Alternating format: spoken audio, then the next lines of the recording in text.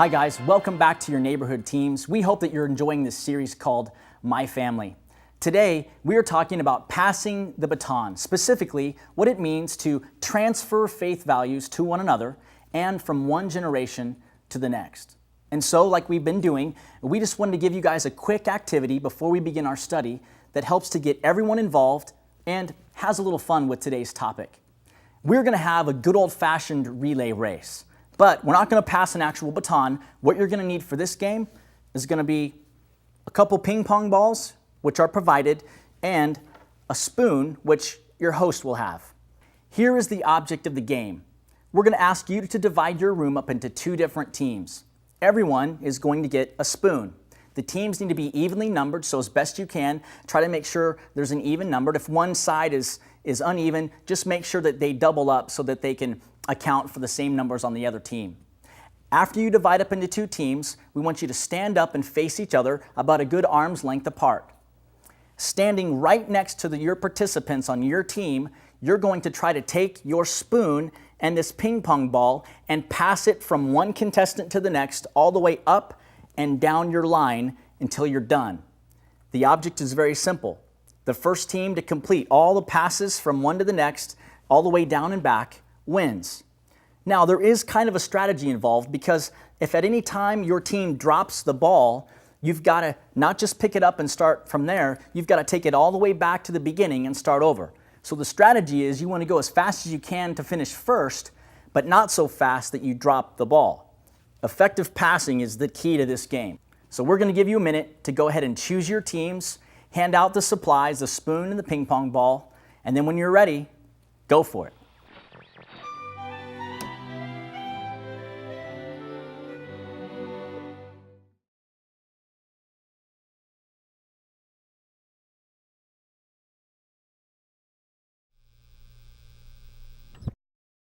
Well, hopefully you guys had fun with that first game, but what we're going to do right now is take it up a notch. And so what we're going to do is, in the same teams that you had, we're going to have a different relay race. Same concept, first one to pass the ball up and down the line wins, but this time you can't use your hands at all. You've got to put the spoon in your mouth and do the same race all over again. Good luck, go get 'em.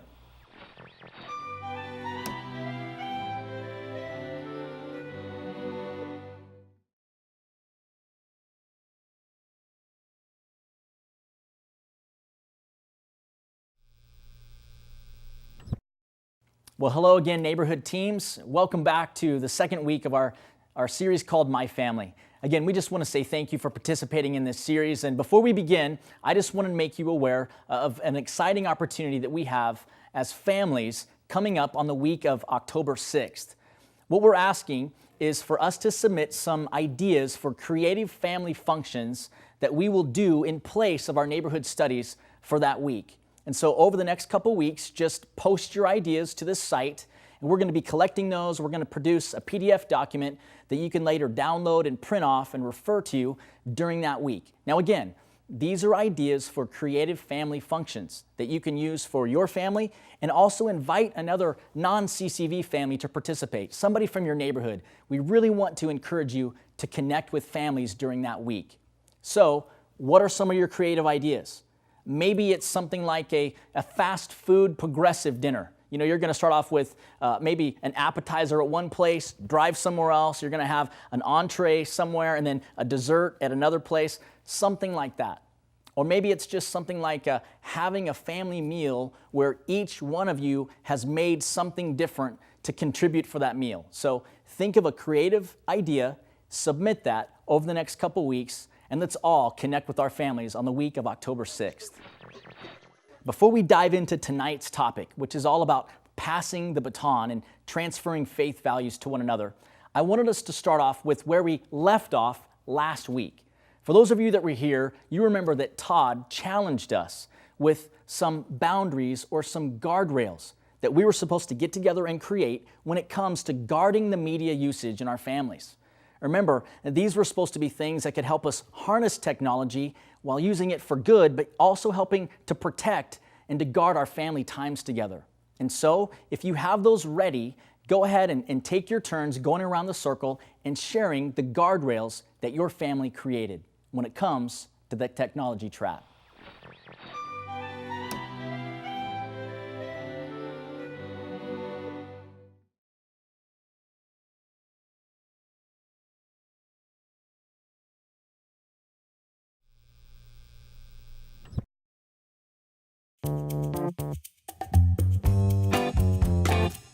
Well, I'd like to think that it's at home from their parents, but maybe I'm idealistic, and in some places it's from the internet, and it's from texting their friends and from the media, because we're such a high-tech society now. I think some of it is by our parents or family in general, but a lot of it is from like society in general, like the media and things like that. Yeah. I would say media has a really big influence on like youth, but I mean, at the end of the day, you're kind of your parents' child. It's like if you live in the same household as someone, you tend to go with their values and views. For me personally, I have a very strong Christian faith, so my kids and my grandkids get value. My son is actually a youth pastor, but they get their value from their parents and through the church and what their beliefs are. I would say my father was, even though he's very strict. I think it's helped me stay disciplined and focused in school and my goals. I would say I got most of my values I had from my father, and I had a couple of mentors when I was in high school. Parents, military. My dad, I went hunting a lot with him and his buddy. We were like the three, we'd go out together, and I'd hear them talk about stuff. They'd teach me, just when I was young, growing up, how to different man things you should do and how you should act around women and stuff like that people probably don't teach as much, or people don't have a father figure maybe, don't learn that stuff,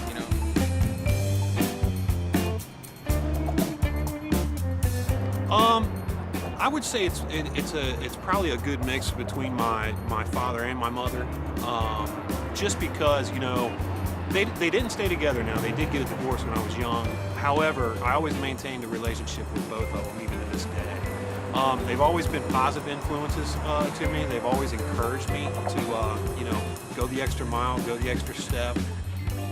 Now I happen to have with me here a baton, since we're talking about passing the baton. And I'll have to say that I have some experience when it comes to relay races of sorts. Now, I bet some of us in the room might have some experience there, but in case you don't, let me just kind of set the stage for how important passing the baton really is.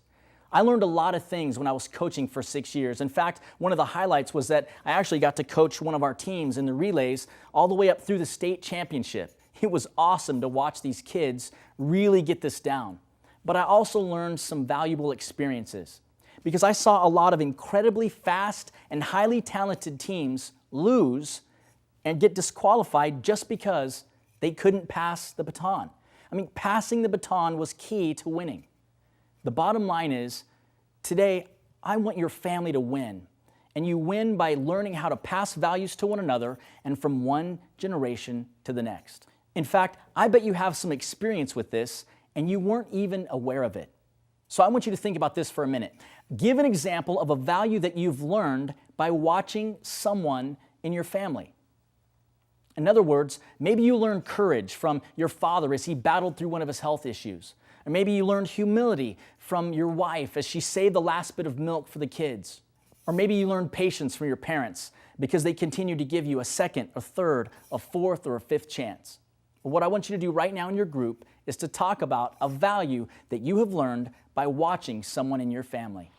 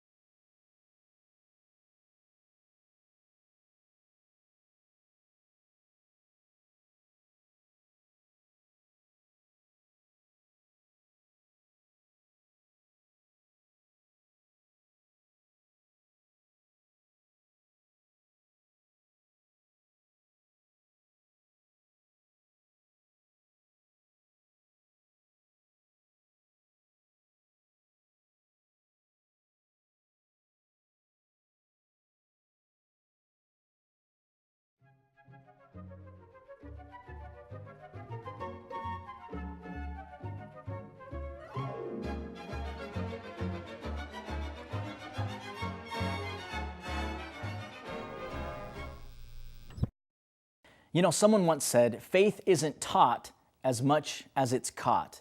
In other words, behind the scenes, we're always sending off signals as to who we really are. We're always communicating a message, even if we're not speaking words.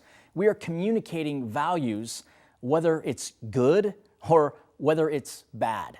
But the Bible tells us that we were made in God's image. In other words, the image that we ought to be sending, the message that we ought to be sending, are supposed to be godly values. In fact, 2 Corinthians chapter 3, verse 18 puts it this way, "And we who with unveiled faces all reflect the Lord's glory are being transformed into His likeness with ever-increasing glory, which comes from the Lord, who is the Spirit." Now that was read from the NIV version, but I love what it says. We reflect the Lord's glory. And as we focus on Him, much like a camera, as we focus on Him, we are being transformed and becoming more like God every single day. Wouldn't it be great if we were focusing on God so much in our families that we were literally becoming like God? Wouldn't it be great if those values were being easily passed around in our family and then from one generation to the next? Why? Because we focused on God. You see, the question is how do you reflect God's image? Now, I'm not a photographer, I'm a pastor, but I've been told by some photographer friends of exactly how this thing works. It's a very simple concept. Here's an old camera. It has a shutter and a lens, and basically the shutter moves back and forth, and it captures the light in a room. It takes that image, inverts it, and transfers it onto film. Now, all this takes place in a big housing like this, kind of a simple yet complicated deal. What I think is so cool about technology, especially in light of what we studied last week, is now this exists in this. And not only is this small cell phone a camera, it's also a movie recorder, it's a computer, it's a phone, all wrapped up into one. And here's the thing, even though it has a lens and it still uses light, it takes computer processors, transfers this image instantly into digital data called pixels. Now I'm able to take that image, and in something that used to take about 7 days to get back, I have a digital image that I can transfer very easily. In fact, even right now, as I'm clicking on this and taking a picture of our crew behind the scenes, a squirrely bunch that they are, I'm able to take those images and send them instantaneously. It has never been easier to transfer that image. And I guess what I want us to think about as a family is all of us are sending images of our lives and who we reflect every single day. Those images are sometimes good and sometimes bad. What I want us to do, though, is I want to think about some of the ways that your family is doing a good job of transferring these images to one another. In fact, I want you to think about some good characteristics, some good traits that your family is kind of known for. How are you doing this well naturally? In other words, when someone looks at the Bloodworth family, there are a lot of things that I would hope that they say that we stood for, some things that we're known for. Maybe it's hospitality, the fact that we welcome other people, or maybe it's the way that we care for one another or that we love one another. What I want you to think about for the next few minutes are, what are some values that you think your family does a good job transferring to one another? And go ahead and hit play when you're ready to continue.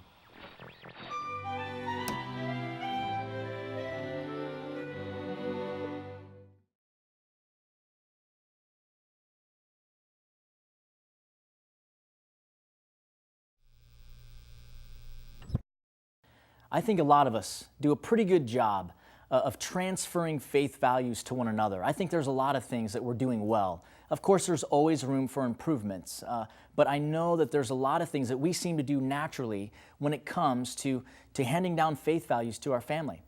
What I want us to do for the next few minutes is to open up our Bibles, or again, pull out your mobile device. We're going to look at a Bible passage together, and we're going to read out of Deuteronomy chapter 6, verses 5 through 9.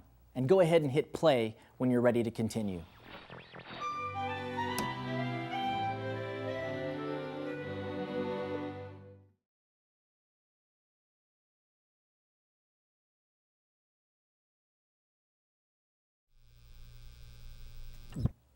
You know, when God gave Moses these instructions to give to the Israelites, it's very interesting what he tells them. He tells them to love the Lord your God with all your heart, your soul, and with all your strength. And then he says, these things that I'm giving you, these commandments, these ways that I want you to live are so important. I never want it to leave you. In fact, this can't be a place that you go to experience these things, to focus on these things. This has to be about who you are as a person. And so what does he say? Look at verse 7. In the NIV, it says, impress them on your children. It says, talk about them when you sit at home and when you walk along the road, when you lie down and when you get up. Tie them as symbols on your hands and bind them on your foreheads. Write them on the door frames of your houses and on your gates. He wanted them to literally focus and become like God. Man, that is the idea when it comes to being the family that makes God proud. That's what it means to become this family that wins when it comes to passing down faith values. That we can focus on God so much that we become like Him. And that's the image that we transfer. And so what we want to do right now, our big takeaway for this week is this. We want your family to come up with and write down your core values. Now, remember, these are going to be some things that you want to be known for as a family. These values ought to reflect the image of Jesus some way, somehow. These are the characteristics that you intentionally want to pass to one another and to those around you. Now, I'm going to give you some ideas to kind of get your gears turning here as you start this project. But there's 3 different ways that you might want to go about doing this. One of those would be maybe topically. Maybe you can think of as a family a word that describes you. And so one person in your family might share the word risk. We want to be risk takers. And so that's something that you write down. One person might write down protect. We want to be known as a family who protects others and looks out for the needs of others. Maybe it's a family who's loving or caring, but you can think of a word that is a topic and write it down and then start there. Later, you can even get more creative as you can fill out how you're going to do this specifically as a family. So that's one way. A second way might be biblically. And what you might do here is think of a favorite verse that you think kind of sums up a characteristic or a value that you want to have as a family. I always think of a verse like Joshua 1:7 that says, be strong and courageous. Be careful to obey all the law my servant Moses gave you. Don't turn from it to the right or to the left, that you may be successful wherever you go. Man, that's something that I think our family should be like. And so maybe I'm going to write that verse down. Or maybe it's something like James 1:22 that says, don't merely listen to God's word and so deceive yourselves, but do what it says. Yeah, I want to be known as a family of action. And so I don't want to be just a listener. I want to be a person of action. So maybe that's a verse that you'd write down. There's tons of verses that you can look up. Maybe the final one is to have some fun and maybe be creative with this. Think of an acrostic that might spell out some of the words, characters, or values that you best want to emulate. For example, the CCV core values spells out the word Christ, Christ. Things like commitment to excellence, heart for evangelism, relationships, integrity, servant attitude, and teamwork. Those are the CCV core values. And so we have those words that have an acrostic to it, spells out the word Christ, and we even have verses that go with each one of those. Now, you can be that creative if you'd like and do something like that. Now, of course, I thought about that for my own family, but it's Bloodworth. That's 10 letters long. It's a little bit too lengthy, okay? I'm not that creative, but if you are, hey, knock yourselves out, go for it. Now, as you launch into this task as a family, there's 2 things that we wanted you to remember. First, if you have a large family, we would like everyone to contribute to this project. Make sure that you get everyone's input, everyone's buy-in, everyone's collaboration. The second thing is, you might be sitting there thinking, well, you know what, this is great, but I don't have a family, or my family's out of state, or I don't have a family yet. Regardless of how big a family you have, regardless of what phase of life that you're in, we really feel like this project will help you win in the game of life. As you construct your core values, this will help you focus on, remember, who God is, so that we can transfer that godly image to other people. That's what this is all about. So have some fun doing this. In fact, to help you out, we've also included a downloadable form that you can get online. So once your draft is complete, print this off, write in your core values, and bring them back next week so we can start our discussion off with this project. So, again, thanks for participating. The family that wins is the one who can effectively pass the baton.